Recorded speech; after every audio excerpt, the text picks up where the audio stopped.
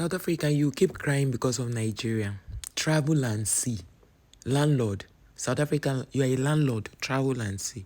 So I watched this podcast where a South African man was being interviewed and he was like, okay, maybe the guy is even, maybe he was born there or his parents are from there.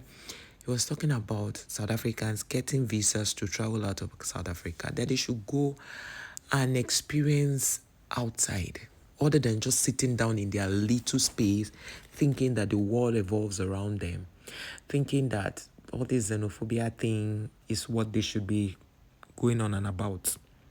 But you know what? They won't travel. You know, traveling is part of learning. South Africans, instead of you drooling and crying over spilled milk, just travel out, learn something. Like the man mentioned, that the blacks are not your problem. He said those people you welcome with open arms are truly your problem. He said, okay, travel to the UK. UK is one small place, but they have so much money. Why do you think they have so much money?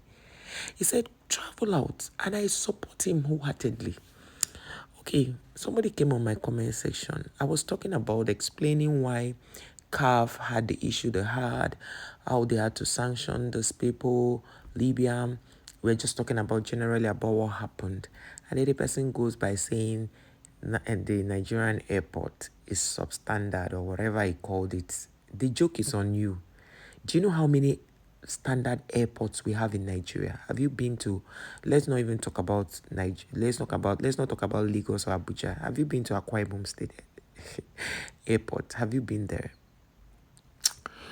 You know, I don't blame you guys, South Africans, because even this man who was interviewed had mentioned that South Africans don't even travel to their cities.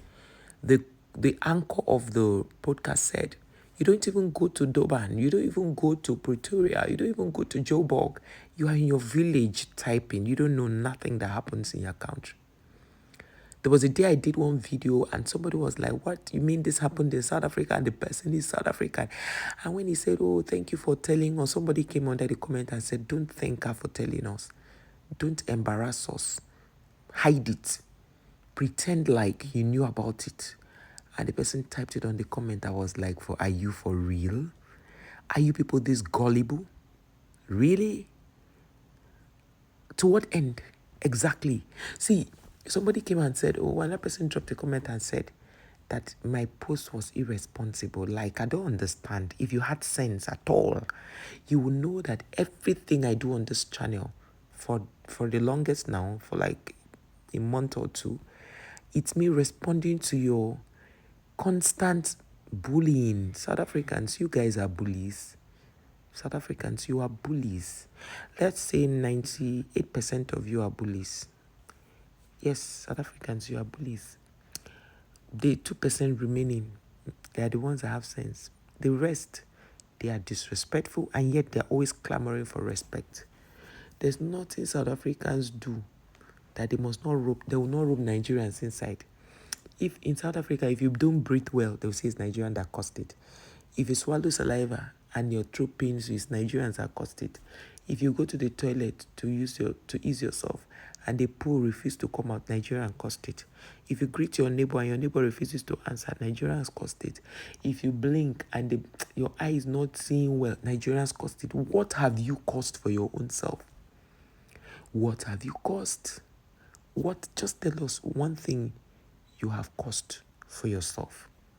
Everything is about Nigeria. Any country that don't know how to take responsibility is already a country headed for the rocks. Nigerians are not your mate though. I used to tell you this, let me remind you again. So some Nigerians who have never traveled, they don't even know their left or right. They are the ones being used by these gullible people. So Nigerians government decided that they should stop all these unnecessary foreign cartoons, because in a subtle way, they are teaching our children how to, they're teaching them about same-sex marriage, all of those things. And our Nigeria, we are very, very big on nothing like that to exist in this place. We are big on something like that. We don't allow such things. Teaching our children bad habits. They decided to stop cartoon. in Nigeria and people came for the government. See, let me tell you one thing about the Nigerian government. If they do anything that is good, we will praise them. If they do anything that is bad, we'll call them out.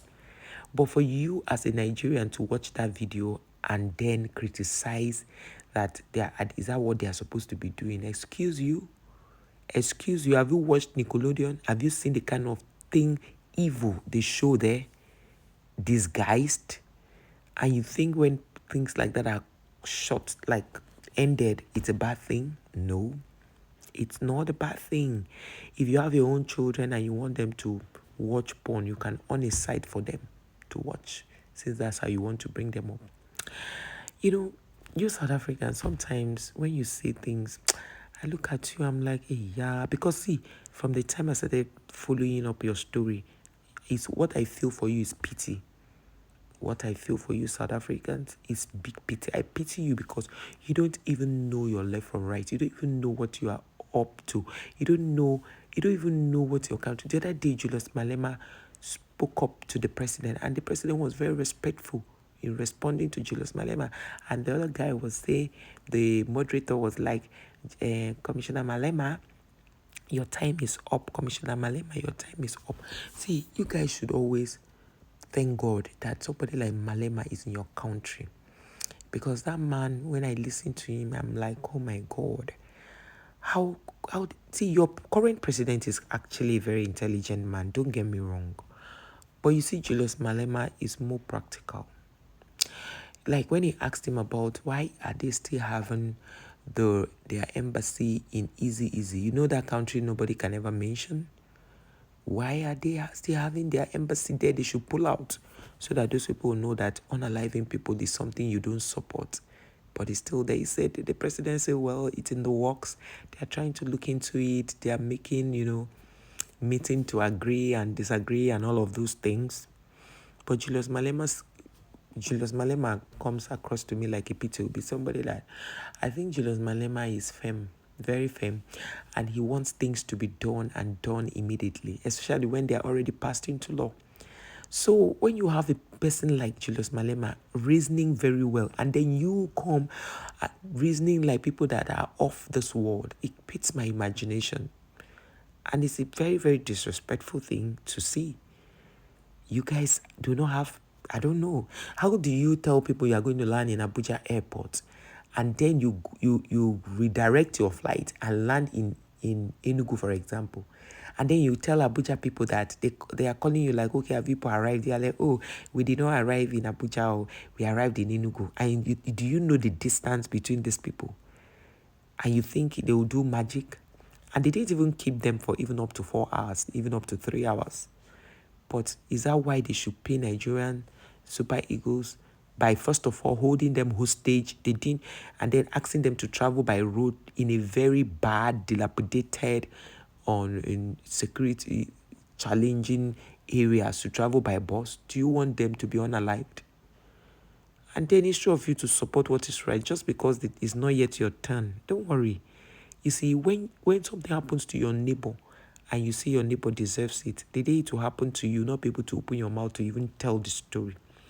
Because you would have said, oh, well, how will people react to me because I was insensitive when it happened to my neighbor? You used to think that life stops in your door, right? It all begins and ends by your door. No. South Africans, travel out. You are the landlord. Travel out and see the world so that you'll be able to think smart. A lot of you that have traveled out recently, you don't want to come back. South Africans, yes. I keep crying. South Africans, cry more, cry. Because Nigerians are way above you. I tell you that for free. Forget about all these things you are hearing that are politically motivated, because if the politicians did the right thing, you will never hear any bad news in Nigeria. I tell you this.